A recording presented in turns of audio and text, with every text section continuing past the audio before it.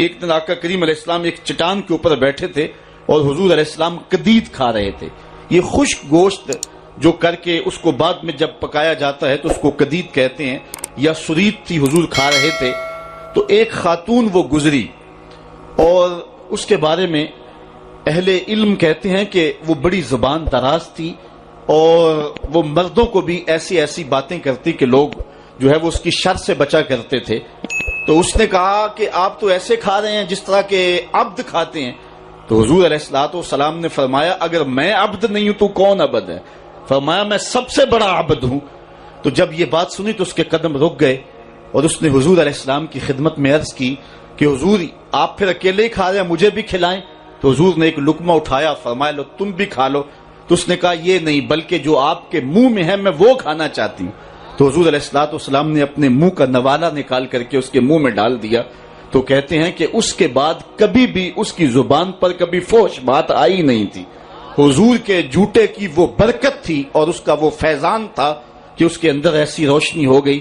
پہلے وہ سخت لعان تھی, گالیاں دینے والی تھی اور فحش گفتگو کرنے والی تھی, لیکن حضور علیہ الصلوۃ والسلام کے جوتے کی برکت سے اللہ تعالیٰ جل شانہ نے اس کی زبان کو حسن بھی دے دیا اور جمال بھی عطا فرما دیا.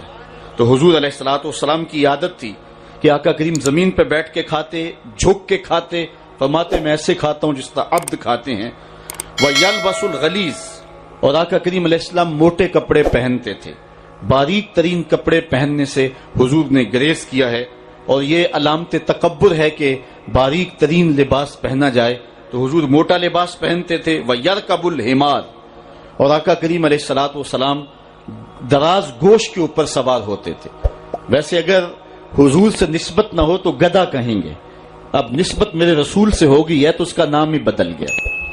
بلکہ حضور علیہ السلام جس دراز گوشت کے اوپر سوار ہوتے تھے اس کا نام یافور تھا, اور اہل محبت اس کو محبت سے حضرت یافور کہتے ہیں. اور وہ صرف دراز گوش ہی نہیں تھا, حضور کا پیغام رساں بھی تھا. کسی صحابی کو حضور نے بلانا ہوتا تو اس کو کہتے کہ فلاں کو بلا کے لا. وہ جاتا اور جا کے اس کے دروازے کے ساتھ سر مارتا. دستک کی آواز سن کے صحابی باہر نکلتا تو دیکھتا کیا کہ حضرت یافور کھڑے ہیں. وہ سمجھ جاتا مجھے حضور بلا رہے ہیں. جب حضور علیہ السلام کا وصال ہو گیا تو وہ پاگلوں کی طرح مدینے کی گلیوں میں بھاگتا تھا, حتیٰ کہ قبیلہ بنو سلیم کے کنویں میں چھلانگ لگا کے اپنا خاتمہ کر لیتا ہے. جب حضور اس دنیا سے کوچ کر گئے ہیں تو ہم نے جی کے کیا لینا ہے. تو وہ دراز گوش آقا کریم اس کے اوپر سواری کر لیتے تھے. بلکہ خیبر کے دن یہ یہودیوں کے ساتھ مقابلے کا دن تھا, لیکن اس اہم دن حضور علیہ الصلوۃ والسلام جس دراز گوشت کے اوپر سوار تھے اس کی جو نکیل تھی وہ کھجور کی رسی کی تھی اور کھجور کی چٹائی اس کے اوپر ڈالی ہوئی تھی. تو آقا کریم علیہ السلام اس بات میں کوئی باک اور کوئی شرمندگی محسوس نہیں کیا کرتے تھے. میں ایک دن ایک راستے میں کھڑا تھا کہ کوئی شخص مجھے دیکھ کر کے رکا, اپنی گاڑی پہ بٹھا لیا اور اس نے 5-6 مرتبہ مجھے کہا جی وہ بس آج میں بڑی گاڑی نہیں لا سکا, بس جلدی میں یہ چھوٹی گاڑی لے کر کے آیا ہوں.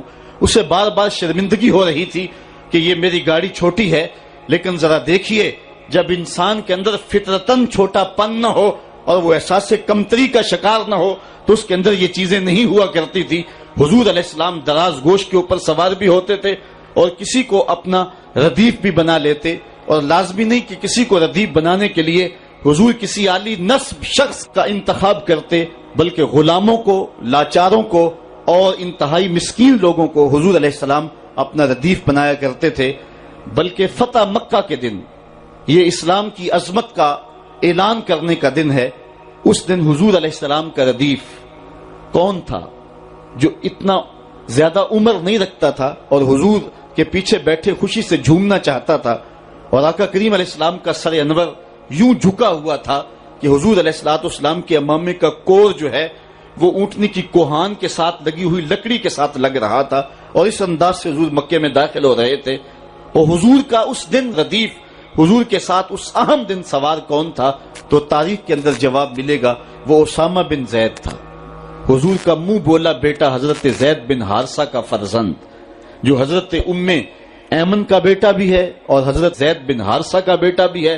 رنگ سانولا ہے, ناک چپٹی ہے, حبشی نیاد ہے, لیکن آقا کریم علیہ الصلوۃ والسلام اس دن اس غلام زادے کو اپنی پشت پہ بٹھائے ہوئے ہیں، بلکہ تاریخ کے یہ اوراق بھی ہمارے سامنے ہیں۔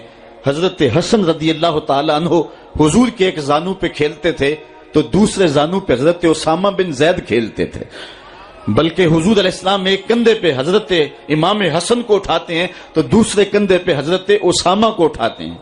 حضرت سید عائشہ رضی اللہ تعالیٰ عنہ فرماتی ہیں ایک دن حضرت اسامہ رضی اللہ تعالیٰ عنہ کی ناک بہ رہی تھی، میں نے دیکھا کہ حضور علیہ السلام آگے بڑھے کہ میں اسامہ کی ناک صاف کر دوں، غلام زادے کی ناک صاف کر دوں، تو میں نے عرض کی حضور آپ رہنے دیں میں صاف کر دیتی ہوں۔ تو حضور نے فرمایا اے عائشہ اسامہ سے میں بھی پیار کرتا ہوں، اسامہ سے تو بھی پیار کیا کر۔ غلام زادوں کے ساتھ محبتوں کا یہ عالم اور اس انداز کے ساتھ پیار کا یہ روپ، یہ حضور علیہ السلام نے ہی سکھایا ہے اور یہ حضور کی زندگی کا ہی روپ ہے۔ حضرت حسن فرماتے ہیں وَيَرْكَبُ الْحِمَارُ وَيَرْدِفُ خَلْفَهُ وَيَلَاقُ يَدَهُ، اپنے پیچھے حضور کسی شخص کو بھی سوار کیا کرتے تھے اور پھر حضور کھانے کے بعد اپنی انگلیاں بھی چاٹ لیا کرتے تھے اور اس میں کچھ شرم محسوس نہیں فرمایا کرتے تھے۔ یہ حضور کی سیرت کے پہلو ہیں جو بڑے نمایاں ہو کے ہمارے سامنے آتے ہیں۔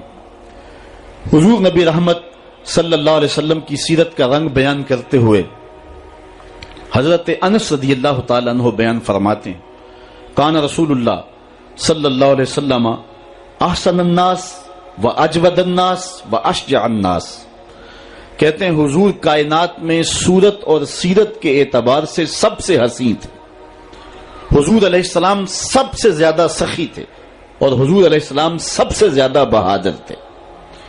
حضور علیہ السلام کی سیرت کے حسن کو نبی رحمت کے خادم خاص انس بن مالک رضی اللہ تعالیٰ عنہ بیان فرماتے ہیں، اور یہ بات ذہن میں رکھیں، یہ وہ صحابی ہیں جن کو 10 سال حضور کی خدمت کی سعادت نصیب ہوئی۔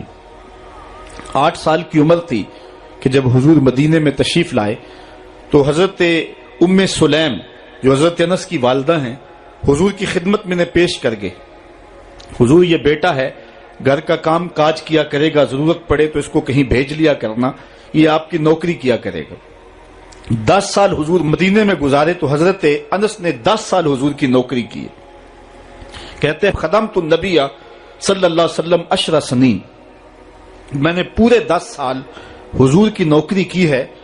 حضور علیہ السلام کی عادت کریمہ یہ تھی کہ 10 سال میں ایک بار بھی ایسا نہیں ہوا کہ حضور نے مجھے کبھی جھڑکا ہو، اور کبھی یہ بھی نہیں ہوا کہ میں نے کوئی کام کیا ہو اور وہ کام درست نہ ہو، حضور کے مزاج کے خلاف ہو، تو آقا کریم نے کہا ہو کہ یہ کام کیوں کیا، اور کبھی حضور نے کسی کام کے کرنے کا کہا ہو اور میں نے نہ کیا ہو تو حضور نے کہا ہو کہ یہ کام تم نے جو ہے وہ کیوں نہیں